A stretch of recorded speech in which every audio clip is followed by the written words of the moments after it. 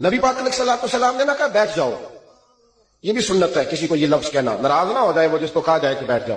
ایک بندہ جمعے والے دن کھڑا تھا، حضور جمعے کا خطبہ دے رہے تھے، حضور نے فرمایا بیٹھ جاؤ۔ حضرت زید بن حارثہ باہر مسجد نبوی کی گلی میں تھے، ان کے کانوں میں آواز آئی بیٹھ جاؤ تو وہیں بیٹھ گئے۔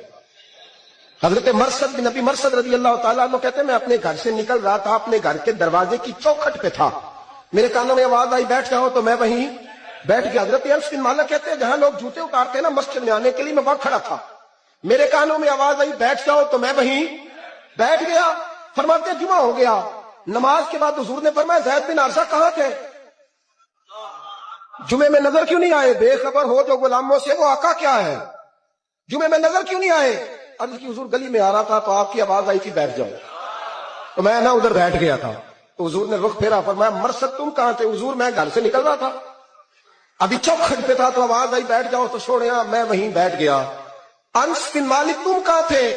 عرض کی سوڑیا جہاں ساری دنیا جوتے اتارتی ہے نا، جوتے لوگوں کے جوتے، میں نا جوتوں میں بیٹھ گیا۔ تو محبوب نے فرمایا میں نے نہ تو زید کو کہا تھا، نہ انس کو کہا تھا، نہ مرثد کو کہا تھا، میں نے تو فلانے کو کہا تھا۔ عرض کی حضور آپ نے نام تو نہیں نہ لیا، آپ نام تو نہیں نہ لیا کہ فلانا، آپ نے کہا بیٹھ جاؤ۔ تو حضور ہم غلامی والے لوگ ہیں، ہم ویسے نہیں کرتے، جس کے کانوں میں جہاں آواز گئی وہ وہیں بیٹھ گیا۔ ہم نے نہ کبھی قطرے پہ غور کیا اور نہ دریا دیکھا، بس جہاں تیری جھلک دیکھی وہیں ڈوب گئے۔ یہ کیا بات ہوئی کہ اللہ رسول سے رشتہ بھی ہے تو کرتا ہوں تو دیکھتا ہوں تو دیکھ لیتے ہیں تو چلتے ہیں؟ نہ یہ کچے لوگوں کی باتیں، یہ کمزور لوگوں کی باتیں، یہ ان لوگوں کے معاملات ہیں کہ جو بڑے چھوٹے دل کے لوگ ہیں۔